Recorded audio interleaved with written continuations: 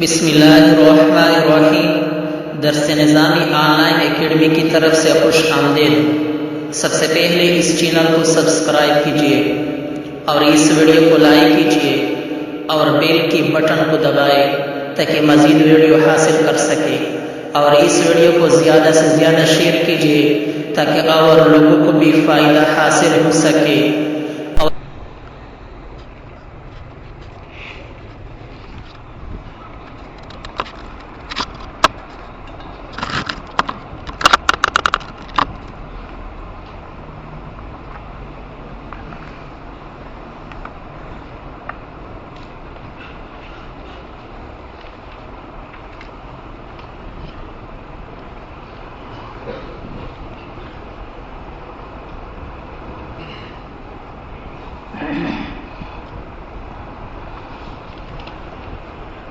سنو بھائی، یہ میرا مکان ہے اور یہ تبلیغی کا مکان ہے۔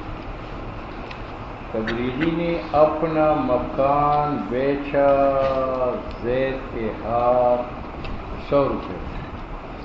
کتنے کا؟ 100 روپے۔ جب زید جو ہے پیسے دینے کے لیے آیا تو بھائی نے پوچھا تم کیا کام کرتے ہو؟ اس نے کہا اللہ کے راستے میں تبلیغ کرتا ہے۔ اس نے کہا میں بھی تبلیغ ہوں، تو چلو 90 روپے دے دیں۔ میں نے 10 ساقط کر دیے۔ اب شفیع جو شفا کرے گا تو 100 ادا کرے گا یا 90؟ تو کہتے ہیں 90 ادا کرے گا، کیونکہ یہ تبلیغی سے کم تو نہیں، ٹھیک ہے یا نہیں؟ تو جو مقدار سمن بھائی مشتری سے ساقط کرے گا وہی مقدار سمن جو ہے بھائی کس سے ساقط کرے گا؟ شفیع سے۔ تو اگر بھائی نے زید کے ہاتھ 100 کا بیچا تھا مکان اور پھر اس نے 10 روپے معاف کر کے 90 لے لیے، تو اب شفیع جو شفا کرے گا 100 کے بدلے کرے گا یا 90 کے بدلے کرے گا؟ 90۔ یہ معنی ہے فصل فیما، اس مقدار سامان میں یوخذو کہ لیا جائے اس کے بدلے مشفوعہ نقال وَإِذَا حَتَّ الْبَائِعُ، جب بائع کم کرتا ہے مشتری سے بعض سمن 10 روپے، نَيَسْقُطُ ذَلِكَ عَنِ الشَّفِيعِ، وہ ساقط ہوں گے کس سے؟ شفیع سے۔ بات سمجھ میں آئی؟ شارح ایک اور صورت پیش کرتا ہے۔ تبلیغی نے مکان بیچا مشتری پر 100 روپے کا۔ جب مشتری دینے کے لیے آیا تو اس نے کہا میں ریونٹ سے تعلق رکھنے والا ہوں، تو اس نے کہا پھر مفت ہے، سارے معاف ہے، ساری معاف ہے۔ اب شفیع کہتے ہیں کہ تو نے تبلیغی کو معاف کیا، مجھے بھی مفت مکان دے دو، تو مفت نہیں لے سکتا، اس کو 100 روپے دینے پڑیں گے۔ اور ان حق جمیع الثمن، اور اگر ساقط کرتا ہے بھائی مشتری سے سارا سمن، لم یسقط عن الشفیع، وہ سارا سمن شفیع سے ساقط نہیں ہوگا۔ شفع غلط ہے، عن الشفیع۔ بات سمجھ میں آ گئی؟ ہاں؟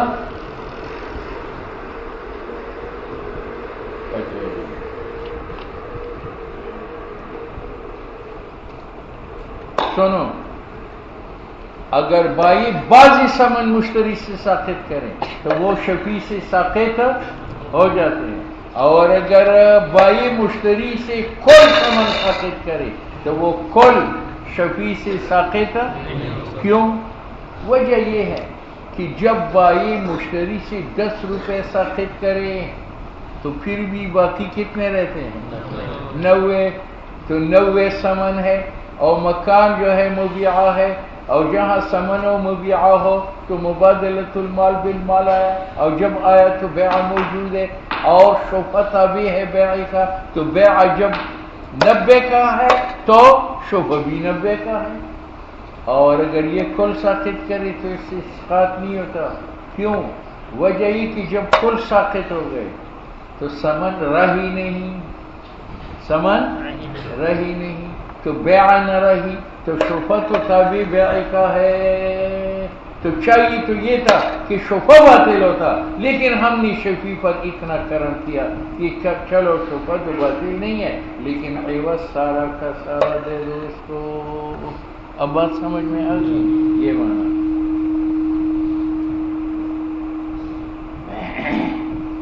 لِأَنَّ حَتَّ الْبَازِ، کیونکہ بائی جب بازی سمن ساقط کرتا ہے یلتحق بِأَصْلِ الْعَقد، تو اسقاط باز سمن کا تابع ہے عقد بیع کا، وَيَظْهَرُ، تو اسقاط باز صادر شود در حق شفیع، چرا کہ سمن ما وہ نویست بقیہ کی باقی ہے، وَكَذَا إِذَا حَتَّ بَعْدَ مَا أَخَذَ الشَّفِيعُ بِالثَّمَنِ۔ چلو، اس نے مکان اس سے خریدا تھا 100 روپے، کتنے کا؟ اس نے 100 روپے دے دیے، اس کے بعد شفیع نے شفع کیا، شفیع نے شفع کیا، تو شفیع نے شفع کرنے کے بعد اور قاضی نے شفیع کے حق میں فیصلہ کرنے کے بعد بائی نے مشتری کو 10 روپے ساقط کیے، تو وہ 10 روپے کس سے ساقط ہوتے ہیں؟ اگر شفیع پیسے دے چکے ہیں تو 10 اس کو واپس کرے گا۔ وَقَضَا، اسی طرح اذا حَتَّى، کہ بائی مشتری سے پیسے ساقط کرے بعد ما خذا الشفیع بالثمن، بعد اس کے کہ مکان شفیع خریدتا ہے ثمن کے ساتھ، نو یحط عن الشفیع، شفیع سے بھی ساقط کرے گا، حتی یرجع، شفیع رجوع کرے گا علیہ مشتری پر، بذالک القدر، اس مقدار کے ساتھ جو مقدار بائی نے مشتری کو جوڑے ہیں، وہ مقدار سمن مشتری کس کو جوڑے گا؟ شفیع کو۔ بخلاف حق الکل، بخلاف اسقاط کل سمن کے، اگر اسقاط کل سمن کا مشتری سے ہو جائے تو اسقاط کل سمن کا شفیع سے نہیں ہوتا۔ کیوں؟ وجہ یہ ہے کہ شفع سے پہلے بیع ہے، اور اسقاط کل کا عدم سمن کا ہے، اور بیع کے اندر سمن شرط ہے، اس صورت میں تو سمن رکھی نہیں۔ اچھا جی، بخلاف حد الکل، بخلاف حد کل سمن کا، لأنه اسقاط کل سمن کا تابع نہیں ہے اصل عقد بیع کا بحال، وقد بیناہ فی البیوع، یہ جلد 40 میں مسئلہ آئے گا۔ وَإِن، یہ میرا مکان ہے، یہ تبلیغی کا مکان ہے، تبلیغی نے مکان زید کے ہاتھ فروخت کر لیا 100 روپے پر، کتنے پر؟ اب تبلیغی بڑا چالاک ہے، وہ جب پیسے دینے کے لیے گیا تو 100 کی بجائے 200 روپے دے دی، 200، اس کا مقصد ہے کہ قیمت زیادہ ہو تو شفیع گھبرا کر شفع ترک میں تو نہ، تو اصل سمن کتنا تھا؟ 100، اور مشتری نے کتنا بڑھایا؟ 100، تو 200 دے دیے، تو اب مشتری شفیع کو 200 دینے پڑیں گے یا 100؟ کہتے 100۔ کیوں؟ وجہ یہ ہے کہ شفع تابع بیع کا ہے، اور بیع کا اصل عوض کتنا تھا؟ 100، تو شفیع کا بھی اصل عوض 100۔ وَإِنْ زَادَ الْمُشْتَرِيُّ عَلَى الْبَائِعِ، اور اگر مشتری زائد پیسے دے دی بائی کو، نو لم تلزمی زیادت ہو، وہ زیادت لازم نہیں ہے شفیع کے حق میں، لأن فی اعتبار زیادت، کیونکہ اگر ہم شرط کریں شفیع پر زائد مقدار تو اس میں ضرر بھی شفیع ہے، اور ضرر کیوں ہے؟ شفیع تو دار کا مالک ہے، 100 کے بدلے آپ نے 100 زائد اس پر لازم کیے، لاستحقاقہ، کیونکہ شفیع مستحق ہے الاخذ، مکان لینے کا، بما اس 100 کے ساتھ، دونہا، جو زائد کے علاوہ ہے، بخلاف الحاد، اگر بائی مشتری سے پیسے ساقط کرے تو شفیع سے اس لیے ساقط ہوں گے کہ اسقاط ثمن میں شفیع کا ضرر ہے یا فائدہ ہے؟ فائدہ ہے۔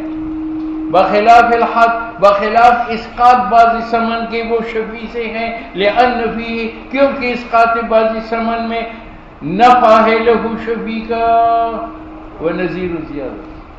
متن کی صورت بتاتا کہ تبلیغی نے مکان بیچا تھا زید کے ہاتھ کتنے پہ؟ 100 روپے پہ، اب یہ 200 دیتا ہے، تو گویا کہ مشتری نے پہلے عقد کو فسخ کیا جو 100 کے بدلے تھا، اور جدید عقد کرتا ہے کتنے کا؟ 200 کا، ٹھیک ہے، تو شفیع عقد اول کے پیسے ادا کرے گا یا عقد ثانی کا کرے گا؟ عقد اول کا 100 روپے۔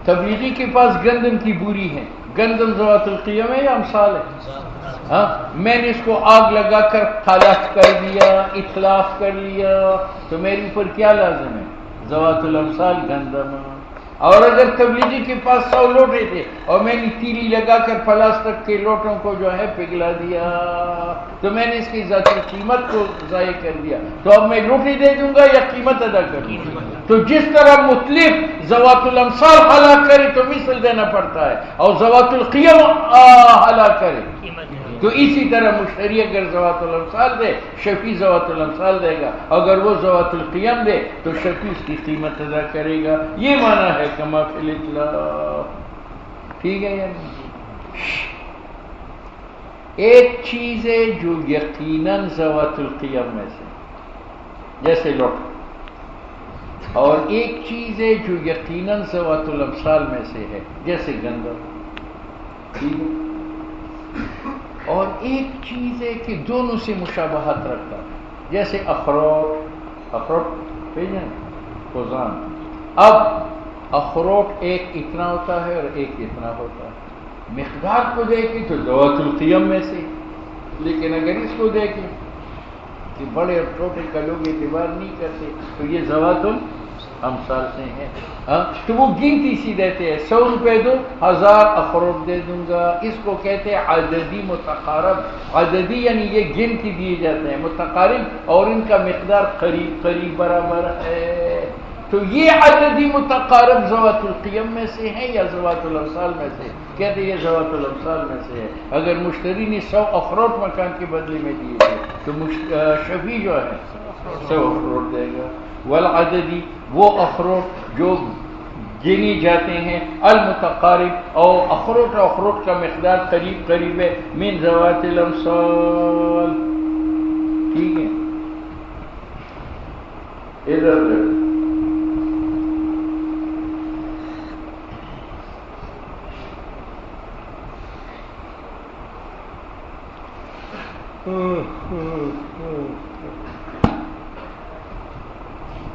یہ زمین جو ہے نا، یہ مولانا جمشید متظلہ العالی کی، اور یہ زمین میری،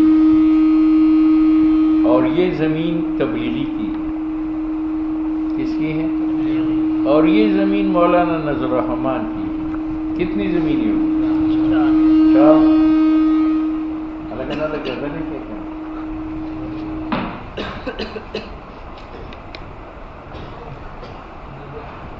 پیرا بند دیکھیں،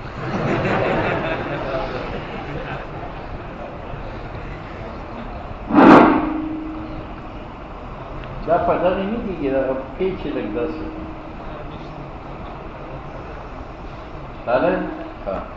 سنو، یہ کس کی زمین ہے؟ جمشید صاحب متظلہ العالی کی۔ یہ مولانا میرا پڑوسی مولانا جمشید ہے، اور تبلیغی کا پڑوسی جو ہے مولانا نذر الرحمان۔ اب میں نے اور تبلیغی نے سودا کیا، میں نے کہا یار تبلیغی میں یہ زمین آپ کو دے رہا ہوں اور اس کے بدلے میں یہ زمین تم دو۔ اس نے کہا ٹھیک ہے، تو اس نے اپنی زمین بیچی، کس کے بدلے؟ زمین کے بدلے، اور میں نے اپنی زمین بیچی، کس کے بدلے؟ اب میں نے اپنی زمین بیچی اس پر، اور پڑوسی میرا مولانا جمشید صاحب تھا، تو مولانا جمشید صاحب تبلیغی پر شفقہ کرے گا، اب اس کو کیا دے گا؟ تو کہتے ہیں اس زمین کی قیمت، کیونکہ زمین ذوات الامثال سے نہیں ہے، ذوات القیم سے، اور میں نے تبلیغی کی یہ زمین خریدی ہے، اور اس کا پڑوسی مولانا نذر الرحمان صاحب ہے، تو مولانا نذر الرحمان اس پر شفقہ کرے گا، کیا ادا کرے گا؟ قیمت ادا کرے گا یا زمین دے گا؟ قیمت۔ یہ معنی ہے ومن تبلیغی نے باع بیچا میرے ہاتھ عقار، یہ زمین بعقار میری زمین کے بدلے، اخذ الشفیع تو شفیع لے گا ہر زمین کو بھی قیمت آخر۔ مولانا جمشید شفا کرے گا اس مکان پر، اور اس مکان کے بدلے میں کیا ادا کرے گا؟ اس مکان کی قیمت، اور مولانا نذر الرحمان صاحب وہ شفا کرے گا اس مکان پر اور قیمت ادا کرے گا اس مکان کا، لأنه بدلہ، کیونکہ ہر زمین دوسرے کا بدل ہے، وہو من ذوات القیم، اور ارض ذوات القیم میں سے ہے، فیاخذہ بقیمتہ، تو دونوں بزرگ شفا کریں گے بالارض علی الارض یا بالقیمت علی الارض کریں گے۔ وَإِذَا بَاعَ بِثَمَنٍ مُؤَجَّلٍ فَلِلشَّفِيعِ الْخِيَارُ إِنْ شَاءَ أَخَذَهَا بِثَمَنٍ حَقٍّ وَإِنْ شَاءَ صَبَرَ۔ اچھا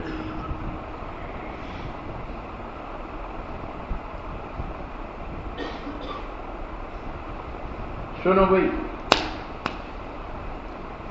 اصل صورت میں جائے، یہ میری زمین ہے اور یہ تبلیغی کی زمین۔ تبلیغی نے اپنی زمین زید کے ہاتھ فروخت کی 1 لاکھ، لیکن سال کے ادھار پر کہ یہ اس کو 1 لاکھ روپے نقد دے گا یا سال کے بعد دے گا۔ اب میں شبہ کرتا ہوں اس پر، تو میں کیا کروں گا؟ تو مصنف کہتے ہیں امام صاحب کا مذہب یہ ہے کہ اگر یہ مشروعہ فی الحال لینا چاہے تو فی الحال پیسے ادا کرے، اور اگر فی الحال نہ لینا چاہے تو انتظار کرے، جب سال گزر جائے تو تبلیغی زمین دے گا اور میں پیسے دوں گا۔ اور تیسری صورت جائز نہیں ہے کہ میں تبلیغی کو کہوں کہ آپ نے اس کو قرض دیا ہے سال پر تو مجھے بھی زمین فی الحال دو اور پیسے سال کے بعد دوں گا، یہ میں نہیں کر سکتا۔ کیوں؟ وجہ یہ کہ وہ تبلیغی ہے، وہ قابل اعتماد ہے، اس نے اس کو ادھار دیا اور میرے پر اعتماد نہیں ہے، مجھے ادھار نہیں دیتا۔ تو مجھے صرف 2 راستے ہیں، اگر فی الحال مشروعہ لینا چاہتا ہوں تو فی الحال پیسے ادا کروں گا، اور اگر فی الحال نہیں لینا چاہتا تو سال انتظار کروں گا، سال کے بعد جب وہ مجھے زمین دے گا تو میں پیسے دوں گا۔ اور تیسری صورت جائز نہیں ہے کہ زمین فی الحال قبض کروں اور پیسہ کب دوں؟ بعد میں۔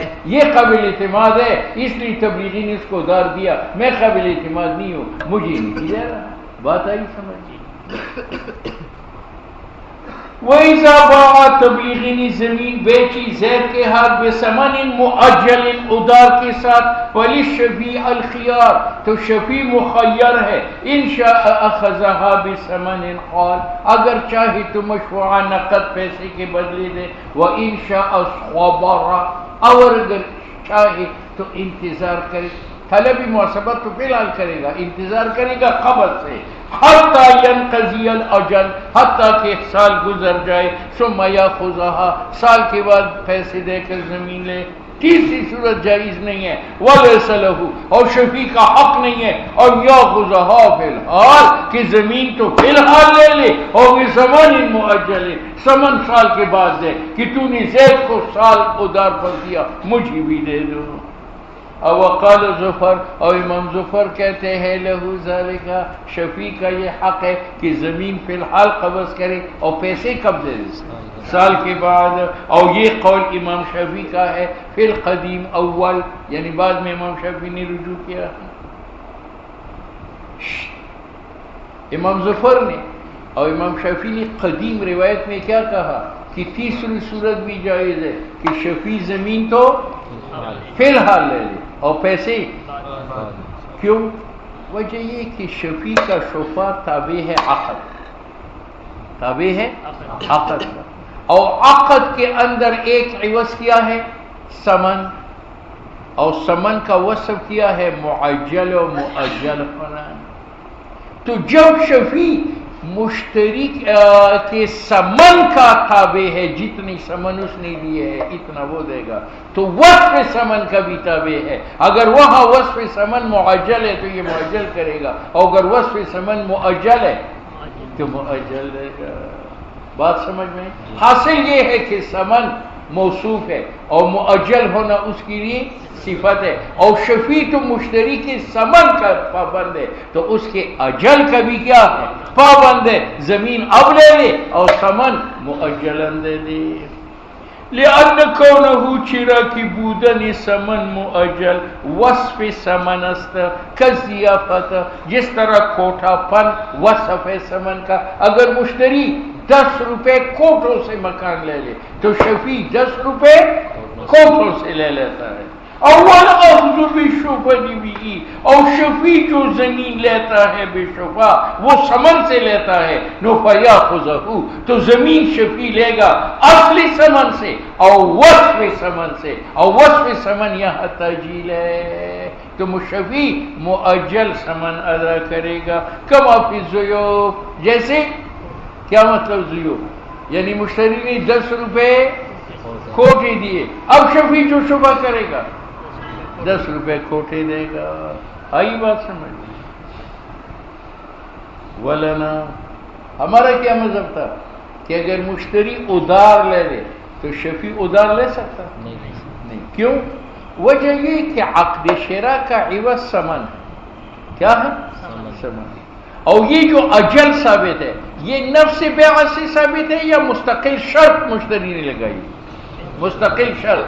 اور شرط بائی کے ساتھ مشتری نے لگائی تو اس کو اجل ہے، شفیع کی تو نہیں لگائی، تو شفیع کے لیے اجل نہیں ہے.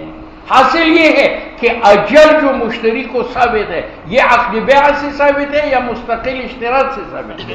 اور اشتراط مشتری اور بائع میں طے ہے نہ کہ شفیع اور بائع میں، لہذا اس کے لیے تاجیل ہے اور شفیع کے لیے نہیں. ولنا ان الاجل، سمن میں جو تاخیر ہے وہ ثابت ہے بالشرط کہ مشتری نے شرط لگائی ہے کہ میں 1 سال بعد دوں گا. اولا شرط فیما بین الشفیع والبائع، اور اجل کی شرط نہیں ہے شفیع و بائع میں، اور اجل کی شرط نہیں ہے شفیع والمبتاع اور مشتری میں. ٹھیک ہے.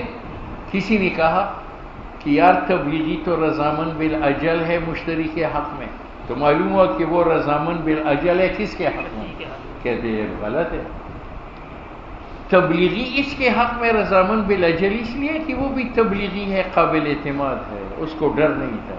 ہاں، لیکن اس کے حق میں نہیں ہے، یہ تبلیغی نہیں ہے، یہ قابل اعتماد نہیں ہے. ایک آدمی ایک دوسرے کو ادار دیتا ہے اور تیسرے کو نہیں دیتا. ولیس الرضا، اور نہیں ہے رضامندی بائی کا بھی اجل کے ساتھ بھی حق شفیع. کیوں؟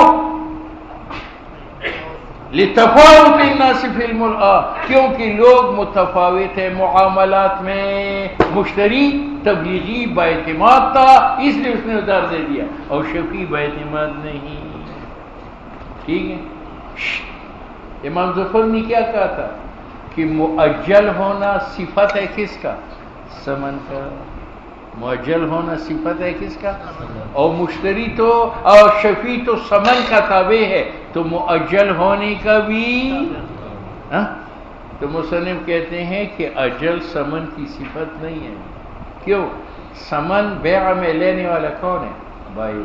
تو سمن بائی کا حق ہے، اور اجل میں کس کا فائدہ ہے؟ مشتری کا فائدہ ہے. تو اگر یہ سمن کا تابع ہوتا تو سمن تو بائی لیتا ہے، تو چاہیے کہ اجل میں بائی کا فائدہ ہوتا. حالانکہ تاجیل میں بائی کا فائدہ ہے یا مشتری کا فائدہ ہے؟ ہاں. ولیس الاجل وصف السمن، اور نیز تاخیر وصف برائے سمن، لأنہ چرا کہ اجل حق مشتری سے، یعنی مشتری کو فائدہ ہے. ولو کان وصفا لہ، اگر اجل وصف بود برائے سمن لتبعہ، تو اجل تابع گردد برائے سمن، فیکون حقا للماء، اس میں بائی کا فائدہ ہوتا. کب سمن، جس طرح سمن لینے میں بائی کا فائدہ ہے. بات سمجھ میں آ؟ دوسری دلیل ہدایہ پیش کرتا ہے امام صاحب کے لیے کہ جو اجل مشتری کو حاصل ہے وہ شفیع کو حاصل نہیں ہے. اور کیوں؟ تو کہتے ہیں اس کی مثال جلد 40 کا مسئلہ. جلد 40 میں آپ کو آئے گا ایک بیعہ، اس کا نام بیعہ تولیہ. کیا ہے؟ میں نے یہ خر خریدا ہے گندم کے بدلے. یہ خر میں نے خریدا ہے کس کے بدلے؟ گندم کے بدلے. اس نے خر دیکھا، مروت نے، اس کو خر پسند آیا، اس نے کہا یہ میرے ہاتھ فروخت کرو. میں نے کہا یار آپ دوست ہیں، آپ سے کیا قیمت میں مانگوں؟ جو کچھ میں نے دیا ہے وہ دے دو. قیمت بتائی نہیں، جو کچھ میں نے دیا ہے وہ دے دو. اب میں نے من گندم دی تھی تو یہ مجھے من گندم دے گا. اب یہاں آؤ، ایک میں نے یہ خریدا ہے زید سے من گندم کے بدلے، اور پھر میں نے بیعت تولیتاً مروت کے ہاتھ فروخت کر لیا۔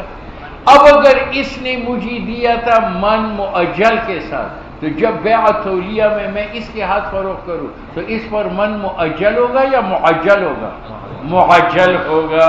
یہ معنی ہے کما اذا اشترى خرا، میں نے خر خریدا بثمن مؤجل، من گندم کے ساتھ ادار، ثم ولا غیرہ، ثم ولا غیرہ نہیں ہے، یہ لام کے بعد یہ لکھو ثم ولا، پھر میں بیعت تولیتاً کے ساتھ بیچتا ہوں خر غیرہ مروت پر، نو لا یثبت الاجل، مروت کے لیے جو مشتری سے نہیں ہے اجل ثابت نہیں ہے، الا بالذکر، ہاں اگر وہ شرط لگائے تب ثابت ہے۔ نو کذا ھذا، اسی طرح یہ ہے، مشتری نے مؤجل لیا تھا اور شفیع مؤجل نہیں لے گا بلکہ معجل۔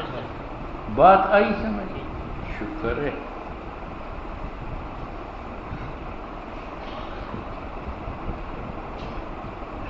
ہاں، متن کی طرف رجوع ہے۔ یہ میرا مکان تھا اور یہ تبلیغی کا، تبلیغی نے اپنا مکان 1,00,000 کا بیچا زید کے ہاتھ، لیکن متن میں کیا تھا وہ 1,00,000 نقد دے گا یا سال کے بعد دے گا؟ سال کی، ٹھیک ہے۔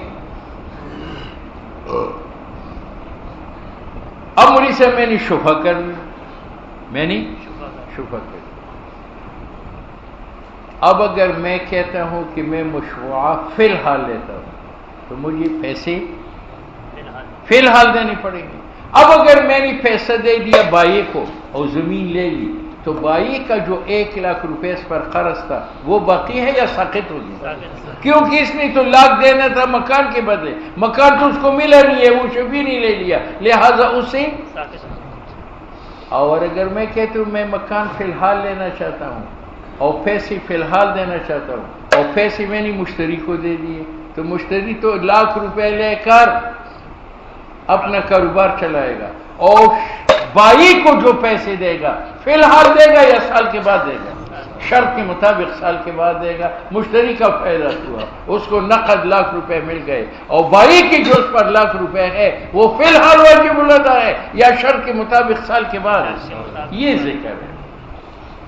ثم ان اخذها، اگر شفیع مکان لیتا ہے بثمن حال، نقد پیسوں کے ساتھ، اور لیتا ہے بائی سے، نو سقط الثمن علی المشتری، جو مکان کا جو پیسہ مشتری کی ذمہ تھا وہ ساقط ہوا، لما بینا من قبل، او ان اخذها من المشتری، اور اگر شفیع مشتری کو پیسے دے کر مشتری سے مکان لے لے تو مشتری نے 1,00,000 روپے کما لیے اور بائی کو جو 1,00,000 دینے ہیں فی الحال دے گا یا سال کے بعد؟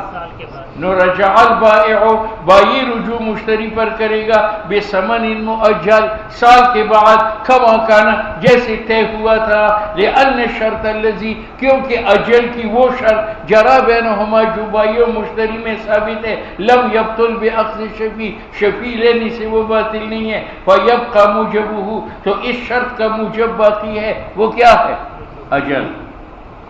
فصار كما اذا باعه بثمن حال وقد اشتراه مؤجلا، اس کی مثال ایسی ہے، شفیع نہیں ہے، اس آدمی نے تبلیغی سے مکان ادار لیا 1 سال تک، اب زمین اس نے قبضے میں کی اور پھر اس نے نقد کے ساتھ بیچی، نقد، تو اس کو پیسے نقد ملے، لیکن بائی کو نقد دے گا یا سال کے بعد دے گا؟ ہاں، فصار كما اذا باعه، یہ ایسا ہے کہ زید مشتری بیچے اس مکان کو ثمن نقد کے ساتھ، وقد اشتراه مؤجلا، اور حالانکہ اس نے تبلیغی سے خریدا تھا مؤجل، تو مشتری کو تبلیغی کو پیسے دے گا سال کے بعد۔ یہ تو تب کہ شفیع چاہے میں مشروع فی الحال لیتا ہوں تو وہ پیسہ فی الحال دے گا، اگر بائی کو دے گا مشتری سے ثمن ساقط ہے، اگر مشتری کو دے گا تو مشتری بائی کو کب دے گا؟ سال کے۔ اب دوسرا شرط کیا تھا کہ اگر یہ فی الحال پیسے نہیں دینا چاہتے تو فی الحال مکان بھی، تو کہتے ہیں وَإِنِ اخْتَارَ الْإِنْتِظَارَ وَإِنْ اِخْتَارَ الْإِنْتِظَار، اگر شفیع پسند کری انتظار کہ چلو سال کے بعد میں مکان کا قبضہ لوں گا، نَلَهُ ذَلِكَ، انتظار اس کے لیے جائز ہے. کیوں؟ لِأَنَّ لَهُ، شفیع کا حق ہے اللہ یلتزمہ، کہ اپنی اوپر واجب نہ کرے زیادت ضرر. زیادت ضرر کس طرح ہے؟ من حیث النقدیت، کہ وہ خواہ نقد پیسے دے اور مکان لے لے. نہیں، یہ ضرر اس پر لازم نہیں ہے، بلکہ وہ تاخیر. میں نے متن میں آپ کو کہا کہ اس صورت میں شفیع یا تو نقد پیسے دے کر مکان لے گا، اگر نقد نہیں دیتا نصاب 12. صبر کس چیز سے؟ تو میں نے آپ کو بتایا تھا کہ مشفوعہ کے قبض سے صبر کرے گا، طلب مواسبت سے نہیں کرے گا، وہ تو فی الحال کرے گا. اور قول ماتن کا کتاب میں کہ انشاء الصبر حتی ینقضی الاجل، صبر کرے کہ وقت ختم ہو جائے، تو مراد صبر ہے عن الاخذ، مشفوعہ لینے سے. او اما طلب، ارچہ طلب مواسبت ہے، نو علیہ فی الحال، وہ تو شفیع پر فی الحال واجب ہے. حتی لو سکتا، اگر شفیع ساکت ہو جائے طلب شفع سے، بطالت شفعته عند طرفین خلافا لقول ابی یوسف الآخر. امام شافعی نے امام یوسف نے آخری قول یہ کیا کہ شفع، اچھا جی کہاں، اگر طلب مواسبت سے خاموشی کرے، صبر کرے، تو شفع باطل نہیں ہوتا.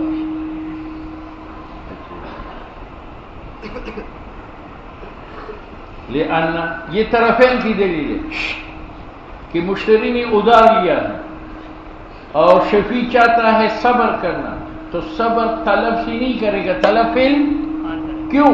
اس لیے کہ حق شفیع کا درمدار بیع پر ہے، اور بیع تو ہو چکی ہے، لہذا لب بھی کرے گا.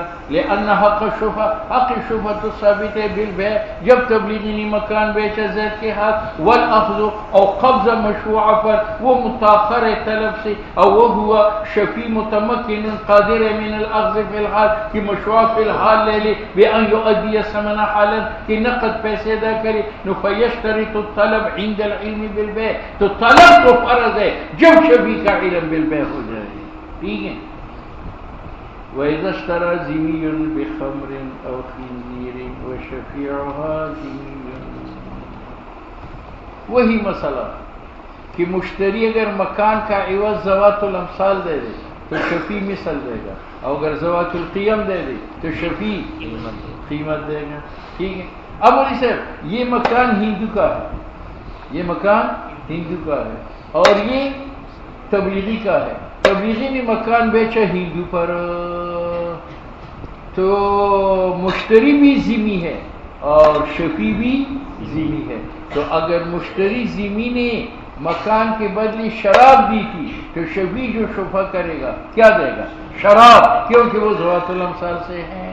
اور اگر اس نے خنزیر دے کر مکان خریدا تھا تو خنزیر ذوات القیم میں سے ہے، تو شفیع ذمہ جو ہے وہ کیا دے گا؟ قیمت دے گا. وَإِذَا اشْتَرَى ذِمِّيٌّ، اور ذمہ زید سے مکان تبلیغی سے مکان خریدتا ہے خمر کے بدلے جو ذوات الامثال سے ہے، یا قیمت کے بدلے جو ذوات القیم سے ہے، اور شفیع اس کا ذمہ تھا، نو اخذها، شفیع ذمہ لے گا بمثل الخمر، کیونکہ وہ ذوات الامثال ہے، وقیمت الخنزیر لأن هذا البيع، کیوں؟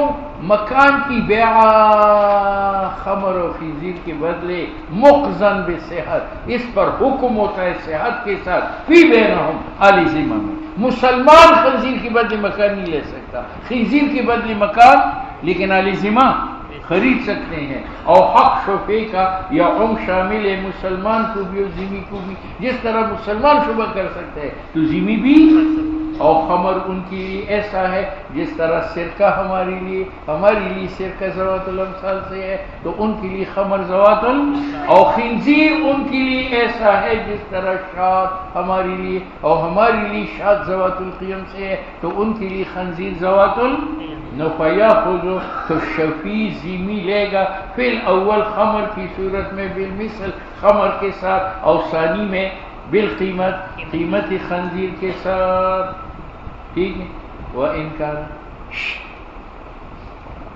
یہ مکان تبلیغی کا ہے، اس مکان میں شریک ہوں اس کے ساتھ، اور اس مکان میں ہندو بھی شریک ہے، اور اس ہندو نے اپنا حصہ بیچا ہندو پر خمر و خنزیر کے بدلے، اب کیا ہوگا؟ تو کہتے ہیں کہ اگر خمر کے بدلے تو ذمہ تو اپنی حصہ کا خمر دے گا اور مسلمان شبہ کر کے اپنے حصے کی قیمت ادا کرے گا، اور اگر اس نے خنزیر کے ساتھ کیا تھا تو ذمہ شفیع ہو یا مسلمان شفیع ہو، دونوں اپنا اپنا حصہ قیمت، اور اگر شفیع دار کا مسلمان ہے ناخذها بقیمت الخمر والخنزیر، خنزیر کی قیمت کے ساتھ تو ظاہر ہے وہ ذوات القیم سے ہے، وکذا الخمر، کیوں لامتناع تسلیم، حرام ہے دینا اور شراب کا، وتسلم و لینا شراب کا، کس میں؟ مسلمان کے حق میں، نو فالتحقا، تو شراب ملحق ہوا غیر مثلی کے ساتھ، اور اگر شفیع مسلمان و ذمہ دونوں ہے تو مسلمان اپنا نصف لے گا نصف قیمت خمر کے ساتھ، اور ذمہ شفیع نصف لے گا بنصف مثل الخمر، قیاس باس کا کل کر رہا ہے، قیاس یعنی اگر ذمہ خنزیر دے کر اس کا شفیع ذمہ ہو تو وہ کل خنزیر کی قیمت ہے، اور اگر ذمہ مشتری نے خمر دیا تھا تو ذمہ شفیع جو ہے کل خمر دے گا، تو اگر ذمہ شفیع نصف شفیع ہے تو وہ نصف خمر دے گا اور نصف قیمت خنزیر کر دے گا۔ فلو اسلم الذمی، چلا مکان ذمہ نے خریدا تھا خمر کے ساتھ اور شفیع بھی ذمہ تھا، لیکن شفیع نے اسلام قبول کیا، اب یہ شفیع ذمہ خمر دے گا یا قیمت خمر دے گا؟ قیمت خمر۔ فلو اسلم الذمی، اگر ذمہ شفیع اسلام قبول کرے، اخذها، وہ مکان لے گا بنصف قیمت الخمر، کیونکہ یہ عاجز ہوا عن تملیک الخمر، کہ وہ مشتری کو مالک بنا دے خمر کا، اور کسی نے کہا کہ مسلمان ہوا تو شبہ باطل کرو، کہتے اسلام کی وجہ سے اس کا حق شبہ مضبوط ہوا، لا ان یبطلا، تو وہ باطل نہیں ہے، ٹھیک ہے یا نہیں؟ تو مشتری نے مکان لیا تھا خمر کے ساتھ اور شفیع ذمہ تھا، لیکن وہ مسلمان ہوا تو اب وہ خمر دے گا یا قیمت؟ قیمت۔ یہ ایسا ہے، میں مشتری نے اس سے تر کھجور ایک کھن لی اور مکان لے لیا، اب شفیع تر کھجور دے گا، لیکن جب اس کے حق میں فیصلہ ہوا تو تر کھجور ختم ہو چکا تھا، چوارے خوش موجود تھے، تو مولی صاحب وہ تر کھجور کے ساتھ کرے گا یا قیمت کے ساتھ؟ ہاں، کمال دستہ رہا، جس طرح مشتری نے مکان خریدا بخورن، ایک ٹن رطب کھجور کے ساتھ، شفیع حاضر ہوا بعد انقطاعی کی، جبکہ تر کھجور ختم ہوا تھا، نیاخذها بقیمت رطب، شفیع وہ لے گا رطب کی قیمت دے کر، کذا ٹھیک ہے، قال